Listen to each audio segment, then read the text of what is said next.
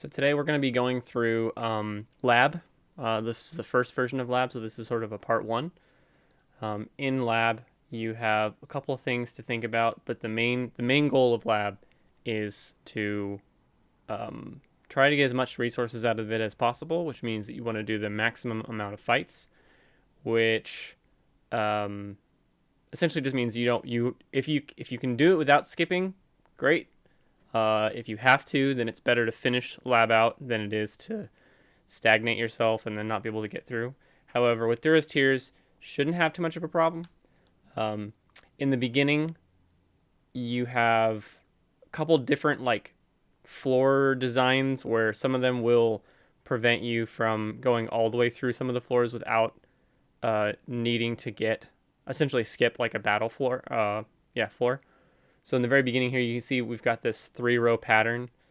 This is just one of the styles that doesn't allow you to not skip one of these levels. So something to think about when you're first starting out is don't just go to the first one and then so on. Look at these three and see if there's any characters in there that are going to help your team out more than others. Honestly, probably Athane is going to be the best. However, my team's pretty well built out, so I don't really need to worry about this so much. So I'm just going to go on. But if there was one character, so let's say if the character here was the best character of the three, take it and then go left. If the middle one was the best, then go up one floor and then go across the abandoned wagon and go on, and so on. So you essentially, if this is the third one and this is the best character, which we'll see, I'll go up 2 floors of battles, skip, and then go to the next floor. So yeah, just think about that. Again, it's sort of just like this is just not a very great plan or floor plan. Some of them don't have this, so we'll just go from there. This is utilizing some of the techniques I've already talked about, where essentially you want to frontline use Taline and Thorin, just because they absorb the damage and they make the rest of the boss fights trivial. The second thing is that if you can, Merc a really strong hero in the beginning, because you can use one Merc per these battles. If you get a really strong character, then just use the heal. If you use the heal pet, then it'll make it so that every single time you can, you're regenerating health, and your merked hero is going to be doing all the damage anyway. So let's just go ahead and we'll go with that. I've merked a 5-star Scarlet here, so she's got a lot of combat rating here. Then, like I said, we're going to go to Taline and finally Thorin, so they can absorb all of our damage and regen themselves. Taline provides extra healing. Rowan provides healing. Rowan, again, another person that I would suggest for this. Something to think about while you're doing these fights is that whatever happens in the fight stays. So kind of hit battle, and if you're not comfortable with how much of a deficit it is right now, it's pretty high. Like this is 630k versus 218k. We're gonna stomp this team. That's fine. But even now, later on, once you get to floor 3, it'll actually get pretty difficult. So, or not pretty difficult, but more difficult. Something where you actually have to pay attention. But while you're in the middle of the fight, just kind of keep your finger, if you're on your phone, or your mouse over the pause button, because at any point, if some character dies that you don't want to die, essentially not Taline or not Thorin, and they're not regenerating themselves back to life, then that's when you kind of have to step in, pause it, hit back, and start the battle over again and change something. You don't want to have characters die. That's like the number one rule.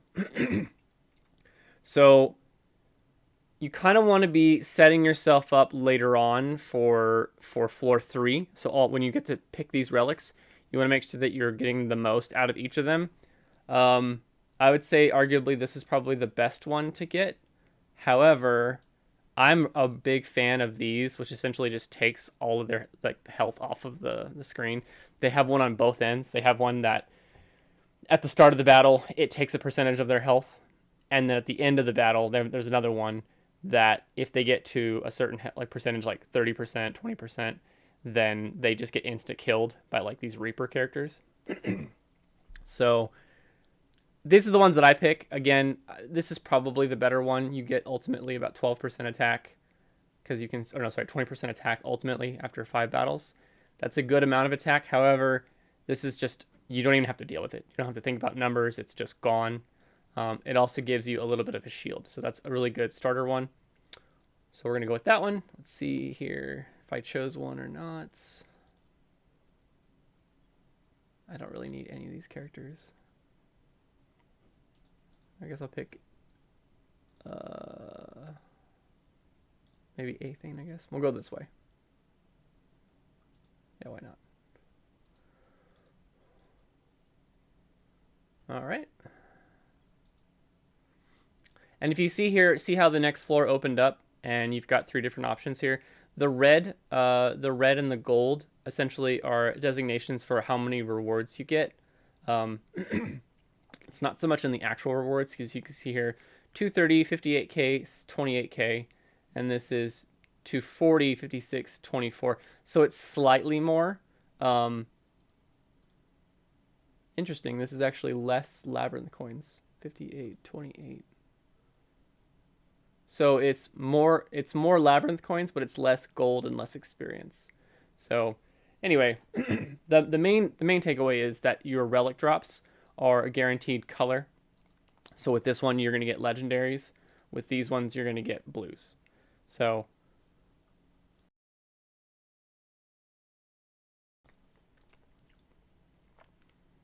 but had we would have went up to this top one and gone to abandoned wagon, our options would have been to go gold or red. And if we went red, we would have been mandated to skip a battle on this floor. So let's go from there.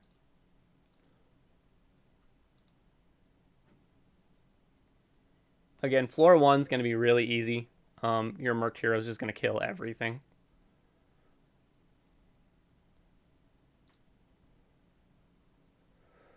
Let's see. We don't really care about that. These are all kind of bad. I would say maybe this one. I don't know. They're all kind of bad. So if there's like a particular unit that you don't want to end up fighting, like if I really hated fighting against Mirel, then you can see here. You can click on it and you can see what characters you're going to be fighting before you pick.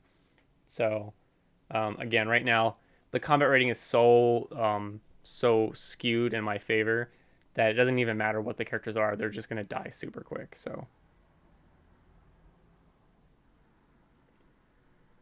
which I feel like merking a hero is really like the way to go. If you don't have merked heroes, this is a lot more difficult. So you kind of want to pick ones that favor, the structure of your team. However, I would say even if you have a Mauler team, you should skip the Mauler one here because the life leech is just basically terrible. Like, just don't even get it at all. This one's really good for Graveborns that are on the field, reduces damage.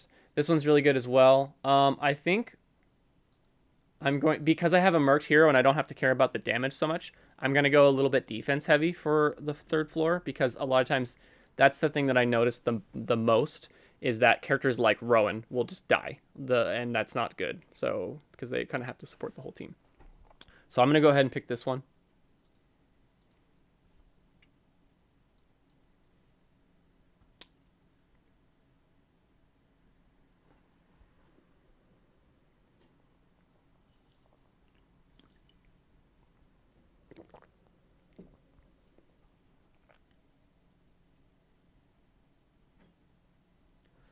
Pretty easy.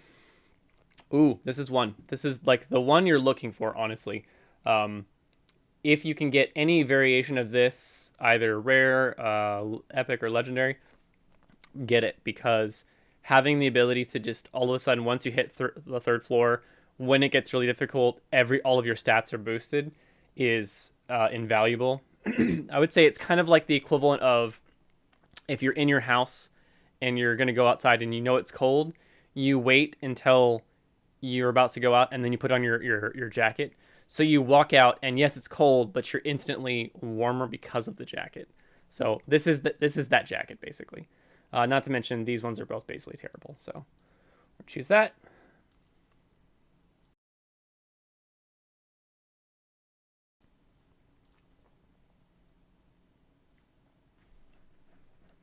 There's not really characters that you need to super look out for. It's more about the combat rating. A lot of times it doesn't even matter how like what your comp is or if there's a good matchup or not. Just the increase in your combat ratings being so high just makes it so they can't even really touch you. Um, so we only have one strength based character. If you were running a Daemon carry, then that could be helpful.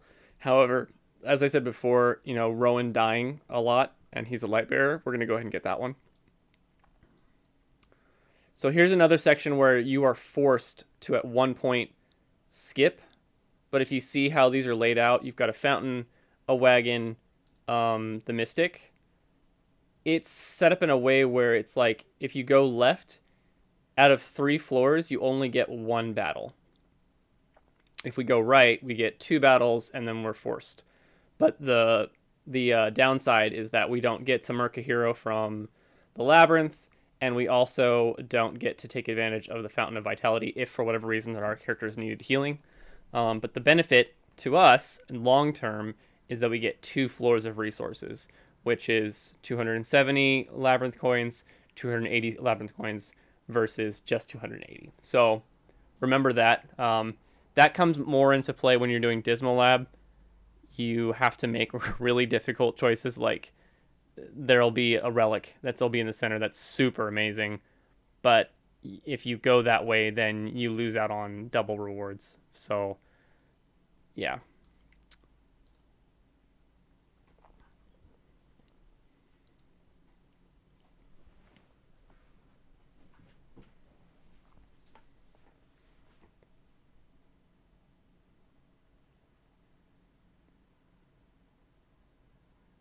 Again, always be prepared to stop the battle in case one of your other characters die that you don't want to. We're not using Lucius, so it doesn't matter at all. This can be helpful for Dismal Lab or things similar. I mean, these relics aren't in Dismal Lab, but something like that would make sense. Honestly, there's really not a good one here. You don't really care so much about your health. I would say this is probably the best one because it hits all of your characters, whereas this is only the characters that are killing. So we're gonna go and pick that one. Sort of just like the best of a bad situation.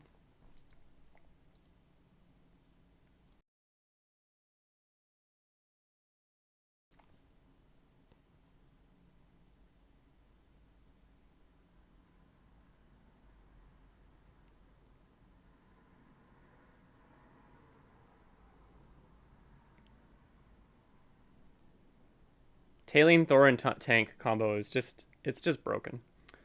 We don't really care about the Celestial heroes using their lightning attacks because Taline will probably be dying over and over and over again. Defense to all characters is good while Life Leech is bad, and we don't use any Wilders. So I would say here you could choose either one of these two. I'm gonna go with this one because it hits all characters. Even though the Life Leech is not that great, it's not necessarily bad either. It's there, and then the 10 defenses is good. So we haven't had any characters die, so that doesn't affect us at all. And then we're going on to the boss. Again, this one, you know, you might see a character die, maybe, depending on your level, or depending on the Merc hero that you have. So we just had Rowan die. So that's important. Rowan can't die. We can't have characters die, basically. So we want to stop that from happening. So we're going to go ahead and we're going to try again. And this time, we're going to go a little bit more offensive heavy. We're going to say, hey, let's take out... what are we going to do here? Let's take out Taline. No, Taline is giving us synergy with healing and absorption. Let's go ahead and put in Estrelda. Estrelda is going to be able to give defense to our back line as well as attack power and things like that. Not to mention we're going to have an additional attack and health through the faction bonus. So let's see how that works. And actually, I'm just going to go ahead and use this marked Athane too. We're just gonna max it out. So hopefully we don't have anybody die.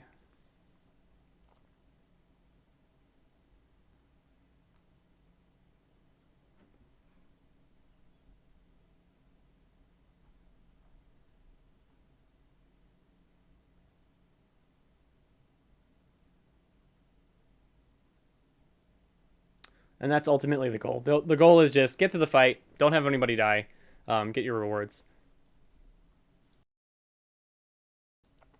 So here we've got a couple of options. We've got the shield, we've got backline heroes, health and energy provided. It's by 40%. I would say,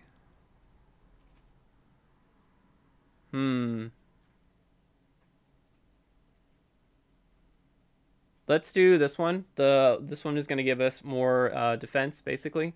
We want to stop our Rowan from dying. Go on to the next floor. The goal, and another goal, and this is later on, but it's helpful. In the beginning, you can use Durus Tears if you need them. You get them every week. Why not? You can use 3 per labyrinth, but ultimately you want to get to the point where you don't need them at all. If you can do that, I feel like you've kind of like graduated in lab. And then once you're doing dismal lab, if you are able to complete them without using the Durus Tears, then you get the lab master, which allows you to help other people. So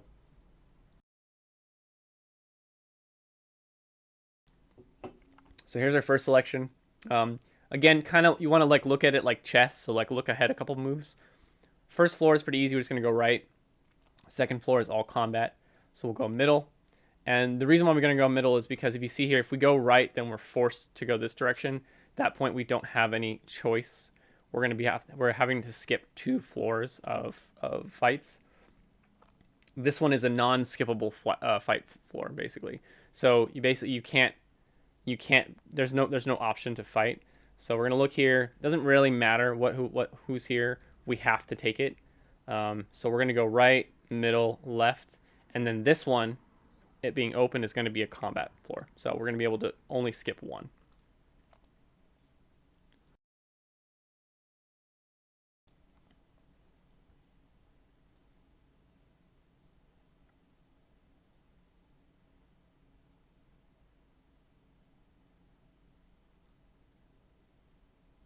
Oh, I forgot to switch it back to Thorin. Let's see. 5 ally heroes are using the ultimate skills. So ultimately, you just look at this and you say, well, we're planning on not using any Durus Tears, so let's not even worry about that. I feel like it's good to not plan for you to fail, if that makes sense. There's a lot of games that will have something like, hey, when you die, this happens, and then you can put perks into whatever, and you're like, I plan on not dying. Why would I pick that? So, yeah. So let's not pick that. We're not using any Wilders. So this is going to be ultimately the one we're going to use. It doesn't even actually matter what it does, but 5 allied heroes use their ultimate skills. All enemies will be dealt damage and stunned. Okay, great.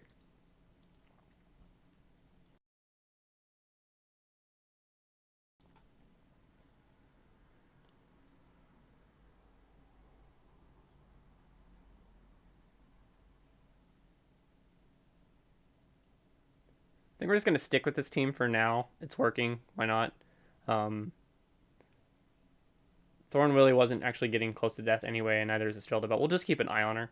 So, again, increases all allies' heroes' attributes each time an enemy is slayed. This one's okay. I feel like once a character dies, however, it's not... Unless it's like a particularly difficult fight, it's essentially just going to be one way or the other. You're not going to get in the middle where it's like super close, like, oh, you might not win and you're going to need this boost. I feel it's like all or nothing. So for instance, we don't really care about like once one of their characters dies, great. If this was the only good choice, okay, that would be a good one to pick. When one of your heroes dies, then all the rest of your attributes are increased. Again, we want to plan not to fail. And then finally, this one hits essentially it benefits every character that we have. So we're gonna pick this one. This is the forced wagon. We have to pick, and just because I don't know, we'll pick him. I guess he's a tank. And you can see now we've opened up the combat on that floor, and then it's combat from there.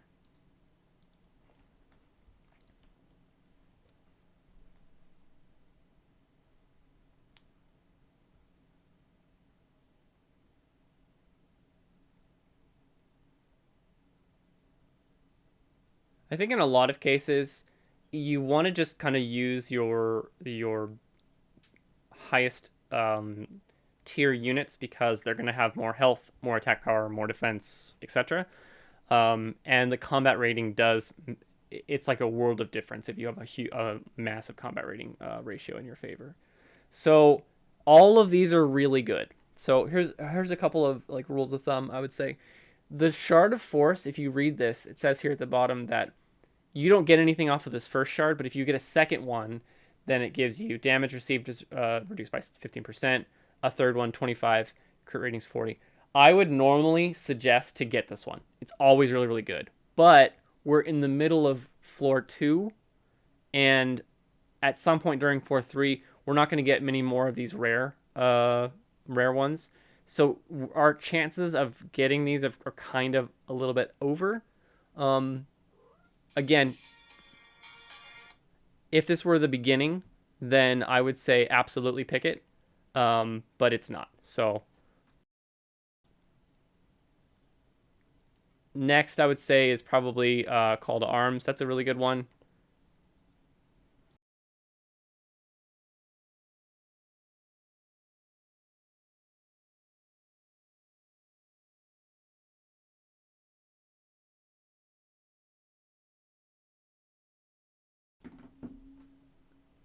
Call to Arms is probably the best one of these three.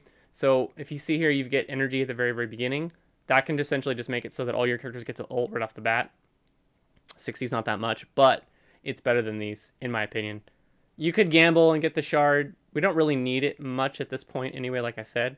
So we'll gamble. Maybe we'll get another shard, and then it'll be, okay, we'll learn that for next time. But I feel like if you get the shard off the beginning, that's the best bet. But if you see here, these are all red. So we don't even have an option really to get blue ones after this.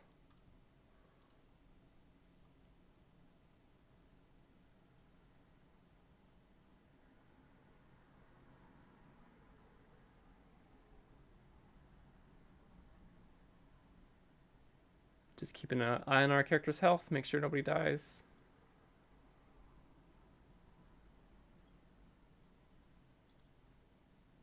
All right. It's sort of a no-brainer here. The backline hero's attack ratings 10%, crit ratings 15%. So we're just going to pick that one. We'll go middle.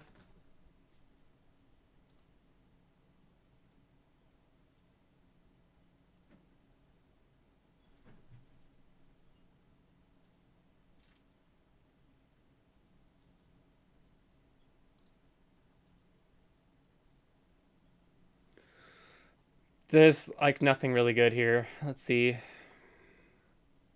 I would say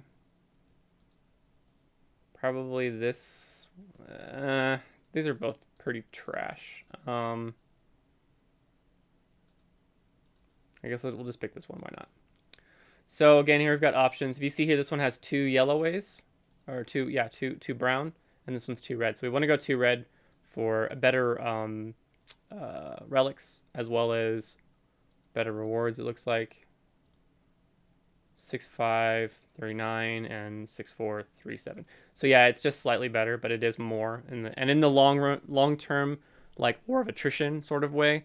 It's always better to go with the most rewards because they do end up stacking up.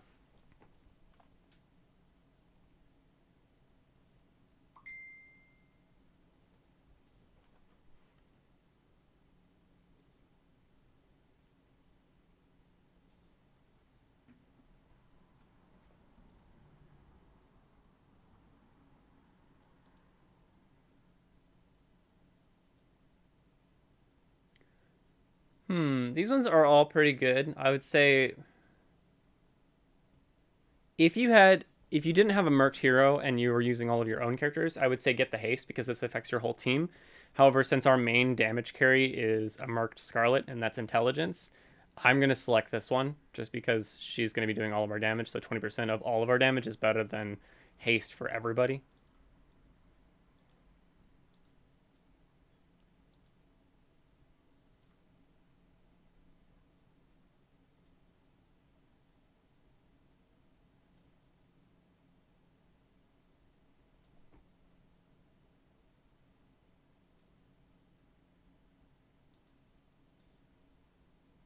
Yeah, so you can see here, I mean, Scarlet did a lot of it. Anything was there for it too. So we just boosted her up a little bit. No big deal. Let's see here. Again, we don't care about health and energy so much. Life leech, not a big deal. Crit rating, that's going to be the one we're going to pick. Forced to go this way. And then finally the boss. So again, boss time. Let's make sure that we're looking at the health bars of all the characters. We don't want to have anybody die. And I would say on some of the boss fights, I think you should be planning on being a little bit more offensive because at this point the best defense is a good offense. If you can kill the characters super quick, then they don't even get a chance to do anything to you, so it doesn't matter how much defense you have. So let's try this out. Looking at everybody's health bar, specifically looking at Rowan. Rowan's going to be the one that if he dies, we're going to stop instantly. No issue. Cool. So let's see. Reduces backline damage to 70%. These are all good for different reasons. Again, if we had more strength characters for carry, then I would say that's good. However, again, another thing is if we were using Damon as a carry, then this tank hero ultimate skill would be really, really good. I'm going to pick this one because, again, the difficulty ramps up at floor 3. You always want to go the harder path if you can swing it. If you have the characters, again, if you have a merc character, then I definitely suggest it. However, I guess the left one is just easier. But the main difference is that it doesn't have the boss character, and we'll talk about that here in a second. So here's the boss. You can see when you kill the boss, you get a random one of these, but whatever one it is, it's a huge boon. So 6,000 of the guild coins, 20,000 gladiator coins, or 6k labyrinth tokens. This is arguably the best one you're going to want to get, the 6k, but again, there's not really a bad choice here. And you don't even get an option to get access to this if you don't go the hard way at the end. So we have a non-skippable floor, basically. So, or forced skip, I should say. We don't have anybody dead, so that's fine. I would skip these. These don't do anything. They don't give you any bonuses. The only bonus is that if you kill this character, then you get to use them. It's not really something you should ever really be planning to do. And then if you see up here, you've got one of the roamer carts. Almost always skip all this stuff. If there's like something here that you've been needing just to barely finish something out, and you have excess diamonds, whatever, I guess you can go that way, but almost always it's just not worth it. So we're going to go Fountain of Vitality. Oh, we're going to look at these two. We'll be smart about it. We'll say, you've got a couple stars on these characters, no stars on these characters. We're just going to go this way because it seems easier.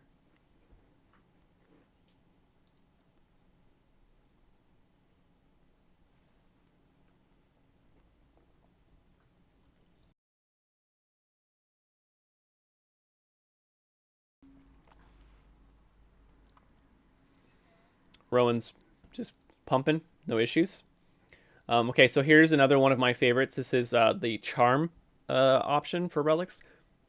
Essentially, they make it so that at the beginning of the battle, for a couple of seconds, the front line just completely gets mesmerized and starts attacking their own units, and therefore doesn't attack you. And if it's hit with one of your ults and then they die, they're just completely taken out of the fight. So, big fan of these ones. Now, likewise, if you have things like there's one of the relics that says like that the enemy can't ult for the first 30 seconds. If you plan on killing them before that 30 seconds, or even before they even get the chance to have their energy up, then it's arguably not that necessary. If you are struggling again, then that can be very helpful because it gives you enough time to kind of get going. Again, we're not going to go the roamer cart, so we're going to go this direction. Our main focus is just make sure that you're on track for the boss. So you can kind of see that there's a little bit of a difference in the combat rating, 11.85, 11.47. But again, ours is pretty huge right now, so it doesn't really matter. I would also say this is one of the worst NPCs to fight against, Rigby. They seem harmless, and then all of a sudden they are the last thing on the battlefield, and your heroes just can't kill them. So I usually just try to avoid fighting Rigby.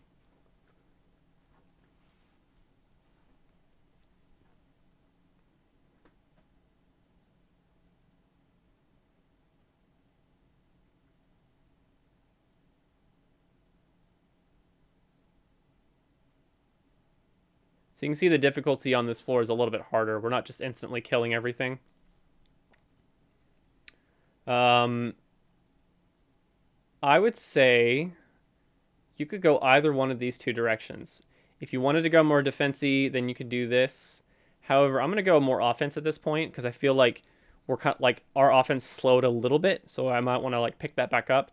Deals more damage to the enemy the higher their max HP is. So that means that the stronger that they are, the more damage you need to do to offset that, which means it could be increased by up to 25%. That's my selection. I always skip the one that says like when a mage character gets energy up to a certain point, then they get a damage increase. It's like the battles aren't going to go on that long, basically. So again, we're going to stay on track to go kill the boss.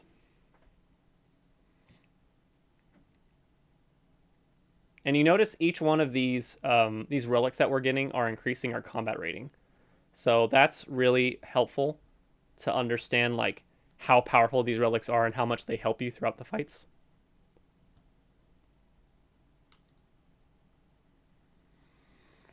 Ooh. These are all really terrible. I'm going to say this one just because we want to make sure our tanks don't die. I mean, Estrella doesn't die. She's not really even really a tank. We're going to skip this one because it's just there's stars here and this one doesn't have any. So there's a little bit of synergy there if you look. See, this one has... This will be a 3 split, so they'll get the 10%. This one will get 25. Probably still pick that way. It doesn't really matter.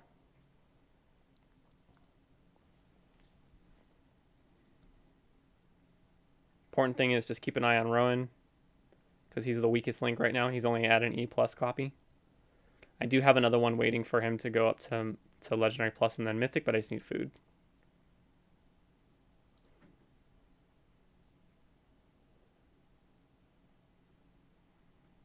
So this one's trash.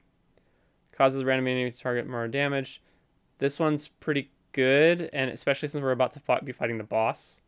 It's nice to be able to just wipe an enemy unit out. If you can wipe them out early and it's a 5v5, essentially imagine them just dying right after that, and then all of a sudden it's 5v4. And then usually it goes in your favor at that point. So, but this one's not bad either. So I guess it just depends on your team comp. I'm going to select this one. Especially since we're fighting the boss. So with the boss, you kind of don't really need a tank. So if we wanted to take out Taylina this match and put in something that was going to increase our damage, like we could put in Rosalind and have her following Scarlet, so there's just more ult action. So we'll go ahead and try that.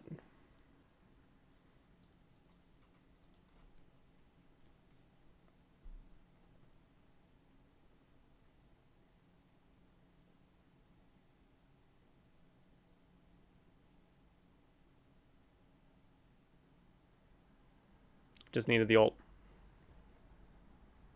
Oh, we got the 6,000. Nice.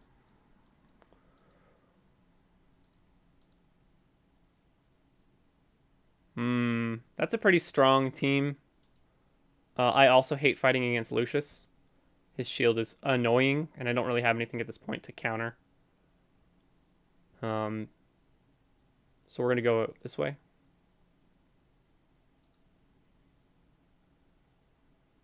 Oh, I didn't switch tailing back. Let's go ahead and switch back.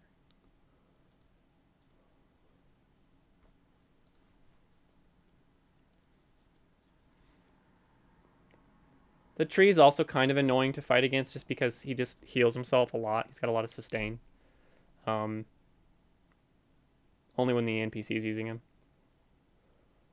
So I had mentioned earlier about not wanting to gamble on the Shard of Force and you needing multiple copies. Now the good benefit is that if you end up very early picking a Shard of Force and then you get a second one and then you get one of these, it's super good. Essentially, it just doubles the effect. So you remember it was 15% defense. Now that's 30, and so on. I forget what the rest of them are. The one of them is attack power, and one of them is crit rating. So that can be really really helpful. But we didn't gamble that way, which was actually a benefit because we didn't even get another shard. So that was definitely the right call. Um, these ones are all pretty just okay.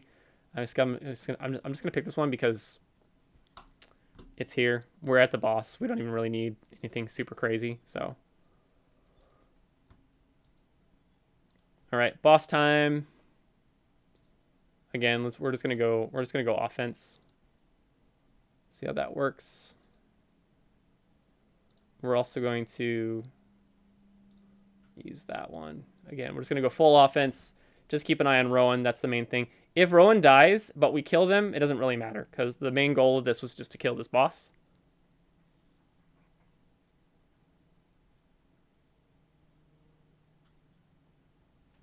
But if, say, like that was not going that well, we could hit pause, back out, and then start again, moving formation. This lab was pretty much just like a stomp fest. Again, murking that hero in the very beginning can be super helpful when you're first starting out. This is my alt account, and therefore my characters are okay, but they're not like super well leveled, and we're just doing normal lab anyway. But that way, this is going to guarantee you the maximum amount of rewards, and that's really what you want. You want to get the most amount of rewards from this as possible. So you want to skip as few battles. You want to make sure that the battles are the harder ones. If your team can handle those, because you get slightly more rewards out of them. And then finally, if you get to a point where you have to choose between something that you know you can't do and getting to the end of the lab, getting to the end of the lab is ultimately the most important thing. So kind of like use it at your own discretion. I would say in the very beginning you might use a few Duras tiers while you're still leveling up.